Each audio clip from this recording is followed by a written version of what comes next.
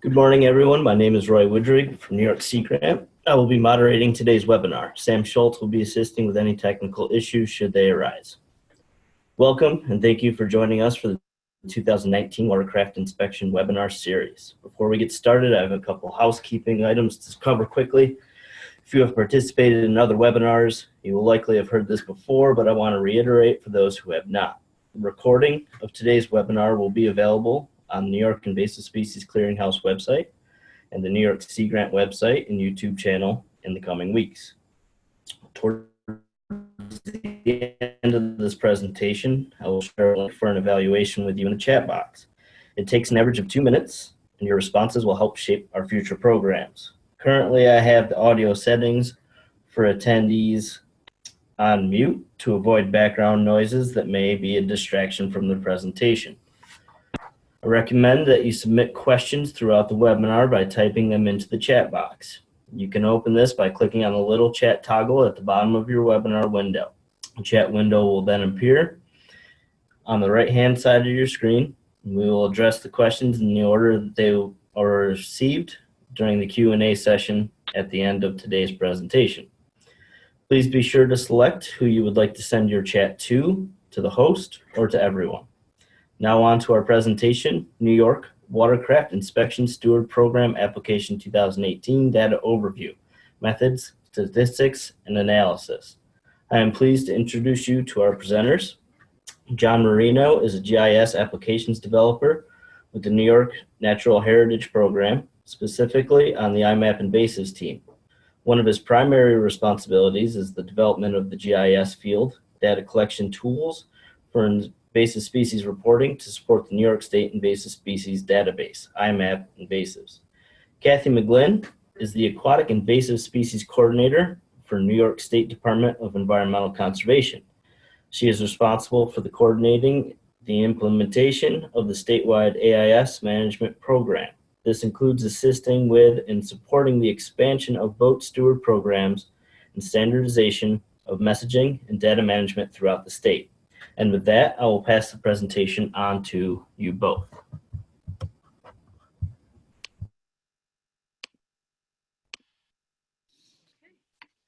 Thanks, Roy. So today I'm tasked with giving you a little bit of a background to the Watercraft Inspection Steward Program app, and then I'll turn the screen over to John. So we have an Aquatic Invasive Species Management Plan in New York State that was released in 2015. The main goal is to stop the introduction and spread of aquatic invasive species into and within New York State's waters. It's a heavy focus on prevention within that document to reduce economic, ecological, and human health impacts. And as Ben Franklin would have said, if you never have invasives, you never have to deal with them. So none of these would be an issue. So there is a spectrum of preventive efforts that we put into place, which ranges from mandatory to voluntary. On the mandatory side, we have regulatory efforts. So we have NAV law, an amendment to the NAV law, which requires AIS spread prevention signs at public boat launches. We have DEC and parks having AIS spread prevention regulations for launching and retrieving. So that would be clean, drain, and dry when launching and retrieving at DEC and park-owned sites. And we have Part 575, which is a listing of regulated and prohibited plants and animals in New York, which includes a number of aquatic plants and animals.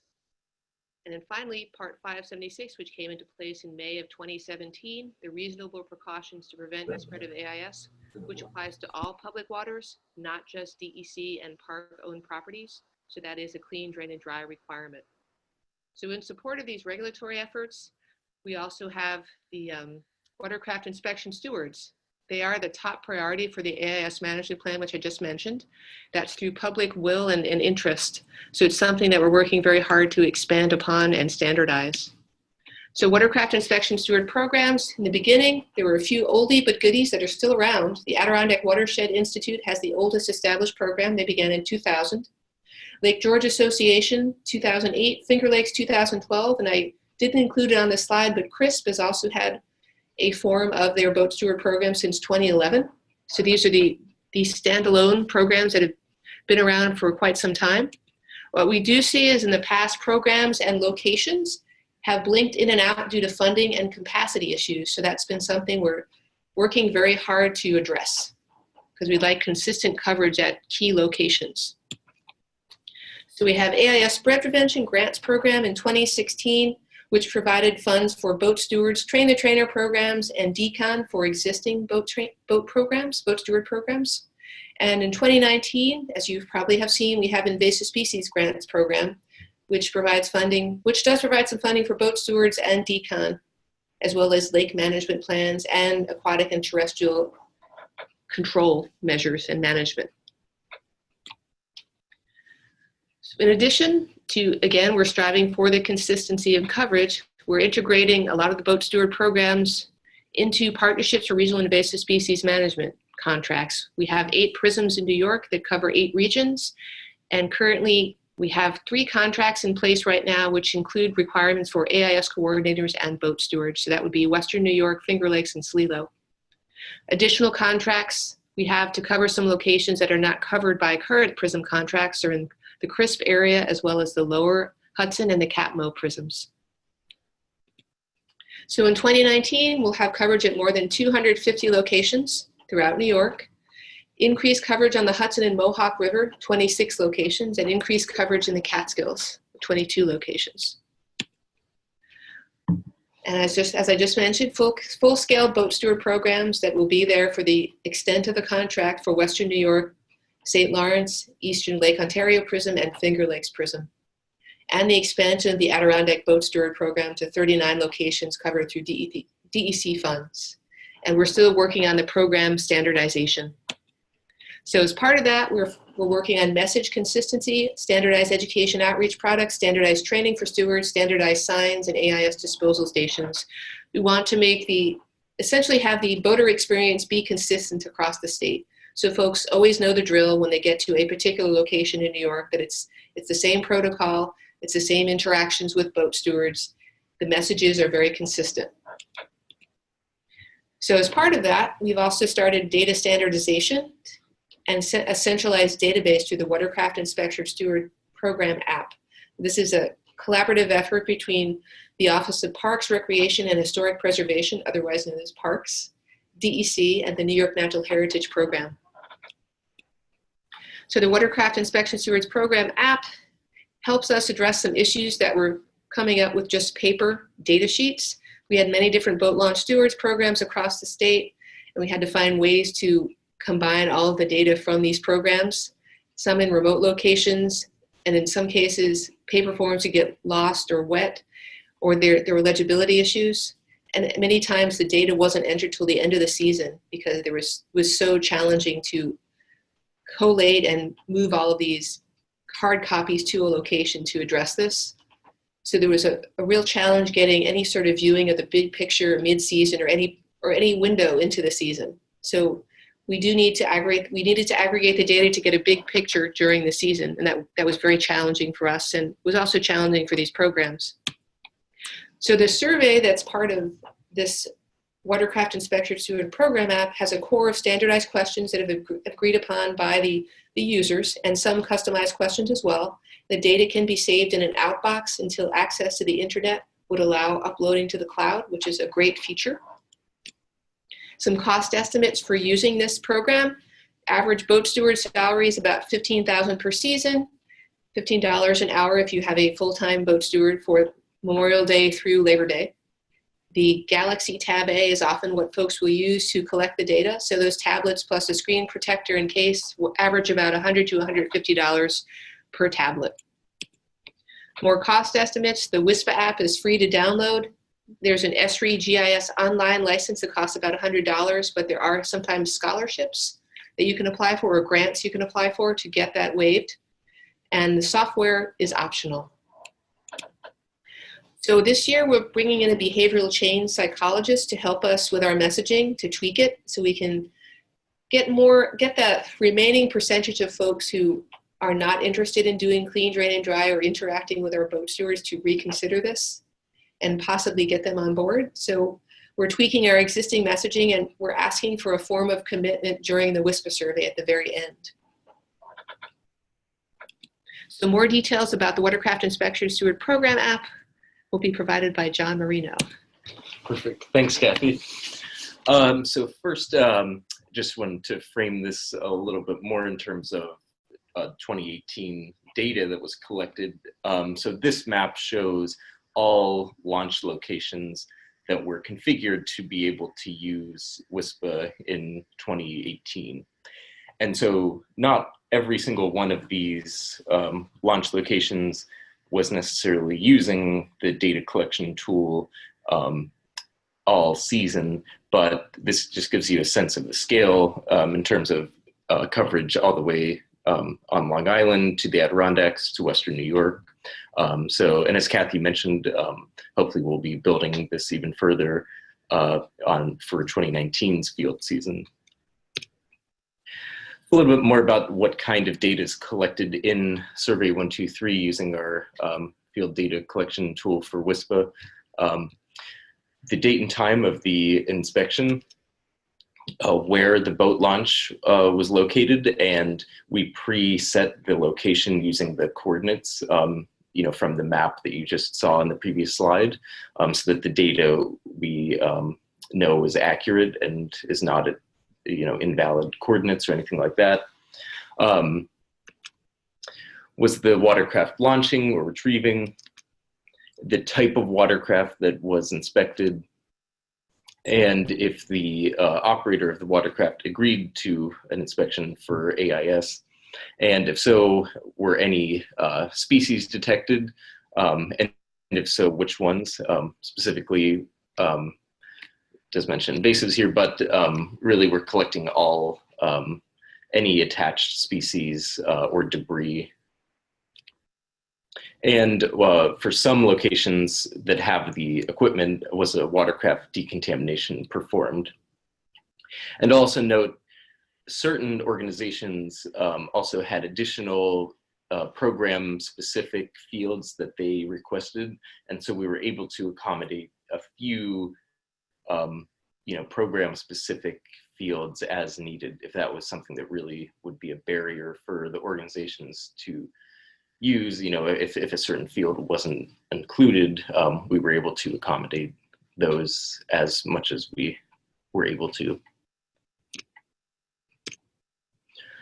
So the way it works, as I mentioned, the data collection happens through an app called Survey 123, which is an Esri product.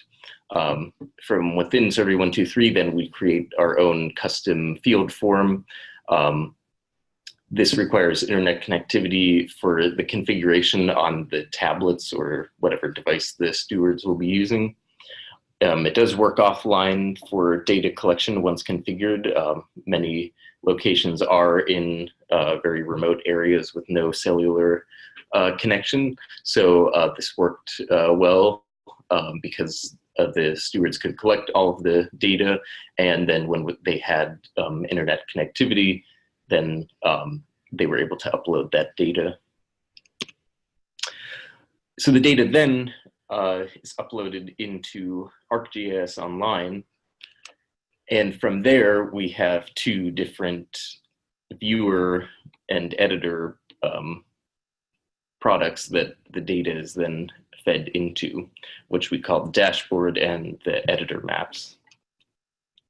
So here's just a diagram of how that works. So the boat launch steward is on the tablet collecting the data. Eventually, when they have internet connectivity, then they upload the records into ArcGIS Online, which is hosted by a New York State DEC. And from there, a read-only version of that data is fed into the dashboard, which you can see at the top right. And this is visible only by the WISPA program coordinators. And this really sort of helps to achieve what Cathy was mentioning earlier about having a sort of real-time view of the data in terms of what's happening statewide, because this allows the program coordinators to see not only their own data, but also to get an at-a-glance view of what the boat launch stewards are collecting in other locations across the state. And the next data application we have is our editor map, which is at the bottom right. And this allows the program coordinators to actually edit the data that was collected on behalf of their own organization. So, for instance, if Boat Launch Steward was uncertain of a particular species identification, the steward could take a sample, and the program coordinator could then later go back into the data that was collected and modify the data record to specify the correct species, for example. And again, so this does allow a certain amount of data editing, but only on the data collected by an organization. A little bit more specifics about the dashboard. There are some filtering capabilities. So if although it does provide a view of the data across the state, you can filter it down to just your own organization. And the reason why that's useful is because, as you can see, these graphs and charts that are surrounding the map, they will update based on the data that's visible in the map. So if you apply a filter for all data in the CapMo Prism, for example, the numbers you would see in the graphs would all reflect only that data collected on behalf of the Capital Mohawk Prism. And again, the editor map, this allows, again, for the data editing of an organization's data. It also allows for exporting of the data in, sort of a raw data for analysis if somebody wants to look at it in Microsoft Excel or another application. So some results for 2018. As of the end of the season, about 157,000 records were collected total across the entire state. About 14,000 of those records had any species or debris detected on the watercraft during the inspection. The vast majority of the watercraft were motorboats. And you can see a summary of the species detected, but I'll have more detail on that a little later. So here is an interesting graph of the number of WSPA surveys that occurred statewide by day in the 2018 field season.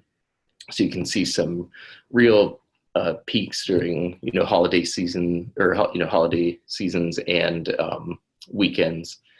So you can really get a good sense of the coverage throughout the summer. Again, this is just a look at the types of watercraft that watercraft inspection stewards encountered throughout the season. Again, the vast majority being motorized watercraft, either motorboats or personal watercrafts, which is referred to here as PWC. And SUP stands for stand-up paddleboard, if I'm not mistaken. So this question was asked asked boaters if they had what type of AIS spread prevention measures they took before arriving at the boat launch. And this question only appeared if a previous question, or if the response to a previous question was that if the watercraft operator had reported that they did take some steps for AIS spread prevention. So the majority of people at least inspected the boat for any visible aquatic invasive species. And we hope in the future to really get a sense of how many boaters are taking the clean, drain, dry steps. So in the future, we're hoping to determine that as well. So another important question is determination of if the watercraft was in the water in the past 2 weeks. And so this question essentially determines if the watercraft was in the water, either in the same water body or in a different water body in the past 2 weeks. And you'll see in a little bit how we use this data for some other analysis that we've worked on. And it also gives a sense of risk for AIS spread prevention for any watercraft that was in the water in the past 2 weeks, particularly from a different water body that has various high priority species. This is really important information to have. And so this is a great graph as well. Just about 97% of boaters that were encountered agreed to a brief AIS inspection. So it was really great to see that for 2018. So as I mentioned, here's a breakdown of all of what we call shortlist species that were detected in 2018. So not a whole lot of surprises here, I think.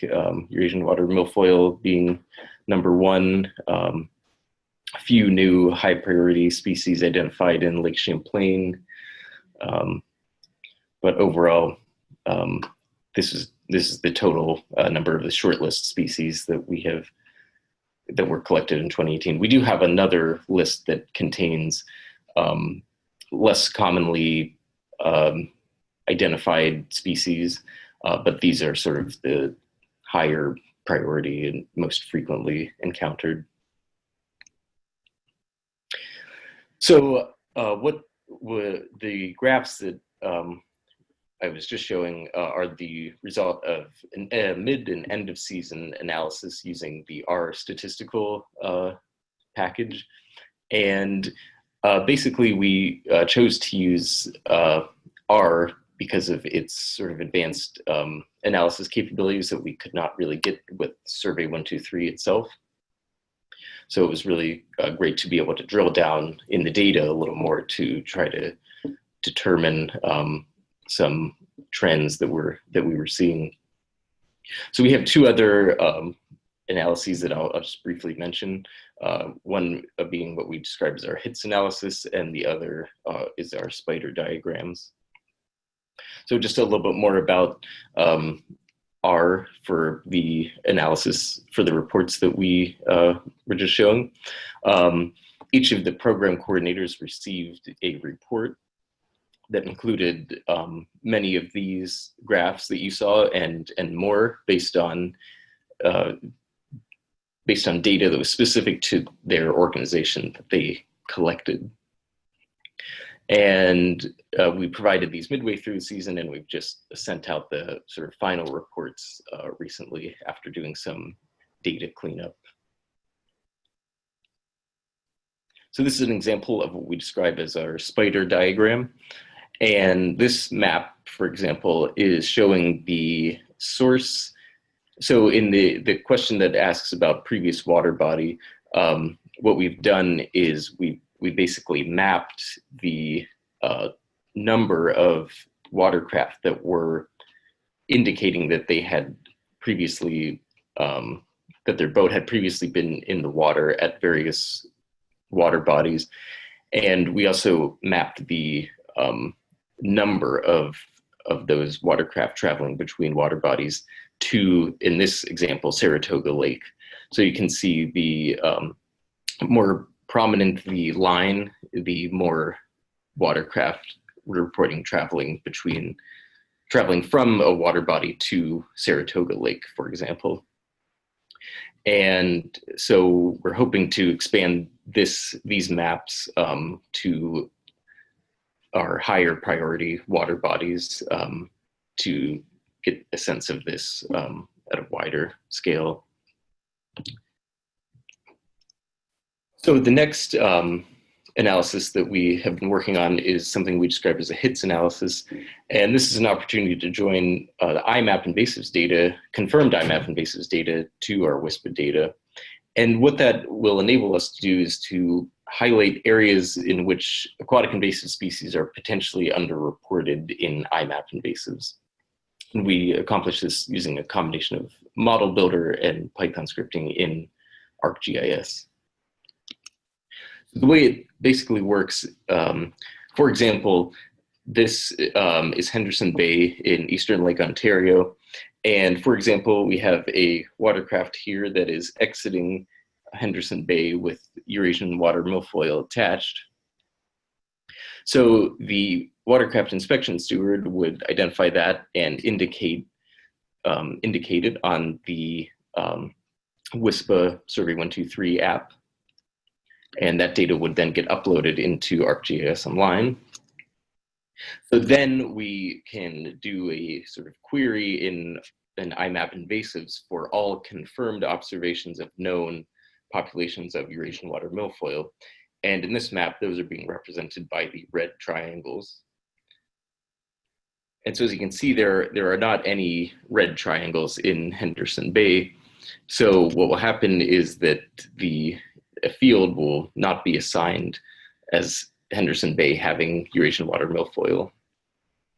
So then what we can do is we can join this data together, and eventually we will have one data record per WISPA record, which will have all of the information about its associated water body included. So then we can perform another query that finds all distinct water bodies that match those criteria of WISPA data with species identified that are not in iMapInvasives. So, for example, this is the results of that type of analysis for European frogbit. And so essentially, any water body that you see in orange is one of those matching criteria. So it's a place where watercraft was reported exiting with European frogbit attached to the watercraft, but no known populations in iMapInvasives.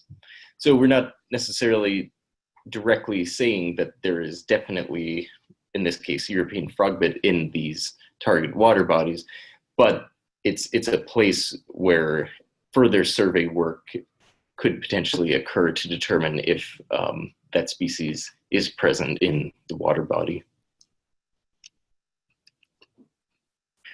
So just quickly, some sort of lessons learned for 2018, since this was sort of the first year of the larger scale rollout of WISPA. Thankfully, we did not encounter any serious issues, which was great. No cases of any data that went missing or surveys that unfortunately were lost or anything like that. We did encounter a few very minor issues with Survey 123 specifically. Just very minor things such as being able to submit a record even though a required field was not completed. We also are trying to encourage users to use the editing capabilities that I mentioned earlier, in terms of making sure that we always have the central we have the most up-to-date data, rather than having data being edited elsewhere in various Microsoft Excel spreadsheets, and then if that happens, then we lose sort of the sort of standardized data collection. So in the future, we're really hoping to have maybe some more training for ArcGIS Online to encourage editing right in ArcGIS Online as much as possible to keep that data as current as possible. And for those that are familiar with Survey 123, we did encounter various XLS form issues. And another item for anyone else who uses Survey 123 that we found, and thankfully we recognized this ahead of the season, so we tried to be as prepared as possible. But once you publish a survey to Survey 123, it's not very easy to alert users of the Survey 123 forum that an update is available. So for a case like this where we have almost 200 or so tablets with the same Survey 123 forum, keeping those up to date is sort of challenging because it requires the users to sort of manually update the form if there are any problems. So thankfully, when we sent out the Survey 123 form, we did not have any serious issues, so we did not need to really update it at all. But had we needed to do so, that would have been a little bit challenging. Future plans, some have expressed interest in potentially having email alerts for high priority species. We're still considering that and trying to determine if that would be possible. Another idea is to somehow identify in the Survey 123 form for boat launch stewards, if a boater reports that they are coming from a very high priority water body or area, or a water body that has high priority species, that somehow we would potentially have a sort of note that this watercraft is coming from a water body with hydrilla, for example. You may want to take specific precautions for that particular watercraft. And again, as Cathy had mentioned, in 2019, we are planning potentially more organizations and potentially many more data records as well. So I think that's all that I have. And I just wanted to mention too that if there is anyone in New York who's interested in participating in the future, to feel free to contact us and we can work through setting up your organization for contributing data to WISPA in 2019. And additionally, I'm also more than willing to share some of the work we've done with others, potentially in other states, if it would be helpful for using as a reference for our data collection field forum. And so I think that's all Cathy and I have for now. And so I think we'd be glad to take any questions if anyone has any. Great, John, Cathy, thank you very much. So we're going to start the question and answer session right now. Just as a reminder, if you send it to the chat box on the bottom right, we're going to read those in order. It looks like the first one's already been answered, and we'll try to answer them in the order that they come in. So the first one I see is from Crystal Costa. Do the users need to have a license or some kind of a credit to access and edit their data, or is the single-use nonprofit license enough to cover all of your local groups? So that's a great question. I'd say it sort of depends on the situation. So in New York State, for example, we were very fortunate through this sort of partnership between DEC and the other organizations that the DEC actually hosts all of the data. So all of the data gets contributed to DEC's ArcGIS Online. Now, individual organizations, yes, in order to edit the data, they need what is described in the ESRI vernacular as a level 2 user account. And as Cathy mentioned earlier, there are sort of these grants available that make that available at a discounted cost.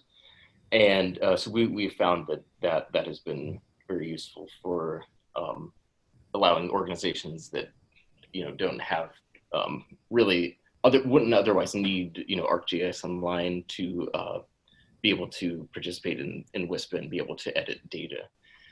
So and just another thing too that I said is sort of situationally specific. If you were fully hosting all of this data yourself, then you'd probably need to make sure that you have enough credits or whatever is needed for the hosting and ArcGIS Online to be able to just make sure that you have enough capabilities to do so. But again, in our situation, we're very fortunate because DEC is hosting the data. So I hope that answered the question. Okay, this one's from Heather Nolan. How many lakes had stewards last year participating in the program? That's probably hovering around 200.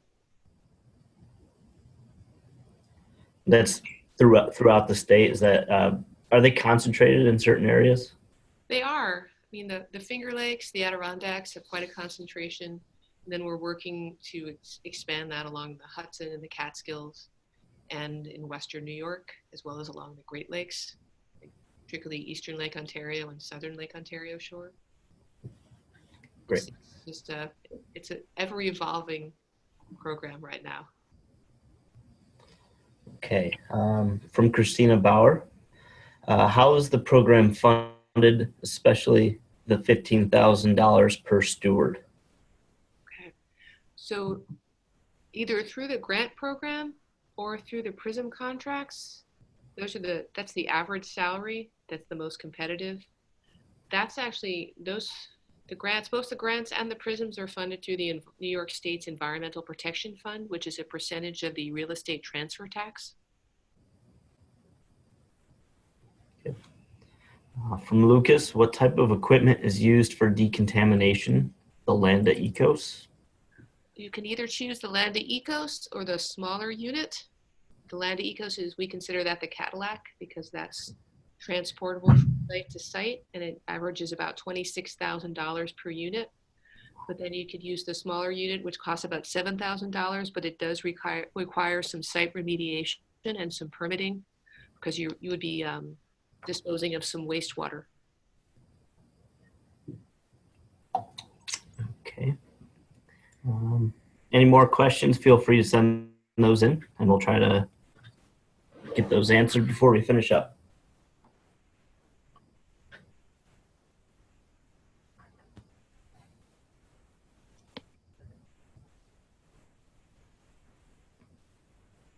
Give it a couple minutes here just to make sure.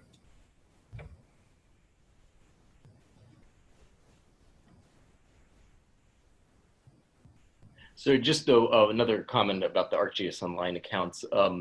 We were also fortunate that many of the organizations were housed through a parent organization, such as Cornell Cooperative Extension or another university such as Paul Smith's College. And in those situations, it was great because the users already had ArcGIS Online accounts through that sort of larger organization.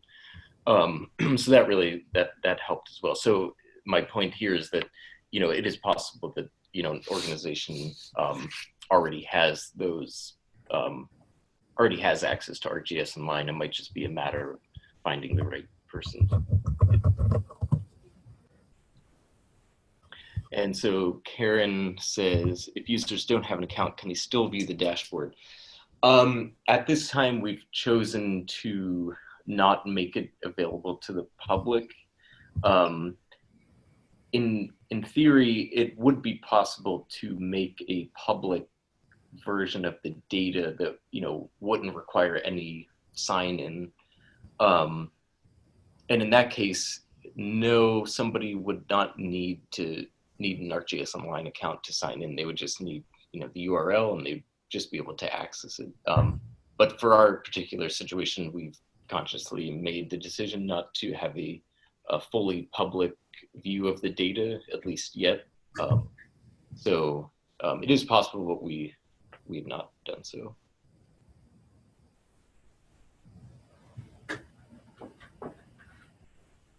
Okay, I have one more that's more involved with the identification part. Things like Naiad and Starry Stone were pretty hard to identify in the field. So when you get those, if you get a hit on one of those in a new water body, do you try to bring in an expert to confirm it, or do you just kind of say, you just add it to the database? No, it actually has to be confirmed. We've actually had, in the past, we've had accidental sightings of hydrilla in multiple locations, which we had to go to the supervisor of that particular program and get that basically researched. And it turned out to be a false alarm, all 19 reports. Mm-hmm. So no, we do have supervisors and folks who will take the samples from the stewards and have those IDs confirmed.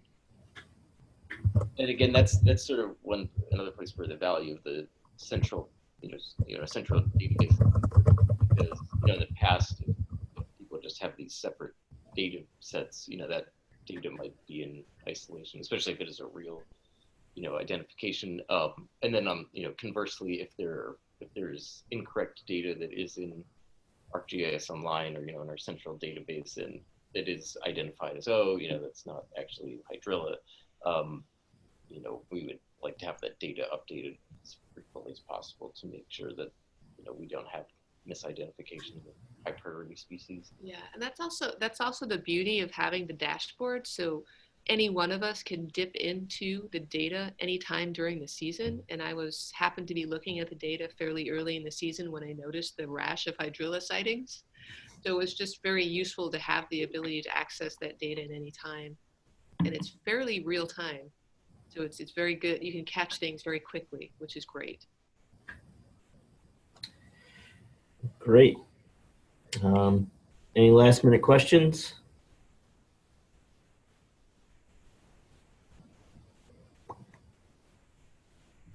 Looks like folks are starting to sign off. So we wanted to thank you, John, Cathy, and everyone for attending today's webinar on New York Watercraft Inspection Steward Program Application 2018 Data Overview. Your insights about this webinar will help shape future events. Please fill out the evaluation, which Samantha Schultz just posted in the chat box. The link will also be shared in an email to you after this webinar. On behalf of today's presenters and New York Sea Grant, thank you everyone for joining us today. We hope you found this information and dialogue valuable in supporting your work. Please tune in to our next webinar on January 31st, which I will also be hosting, that will cover assessing the risk of future aquatic invasive species establishment in a changing world. Enjoy the rest of your day, and please join us again next week. Thanks so much. Thanks, Roy.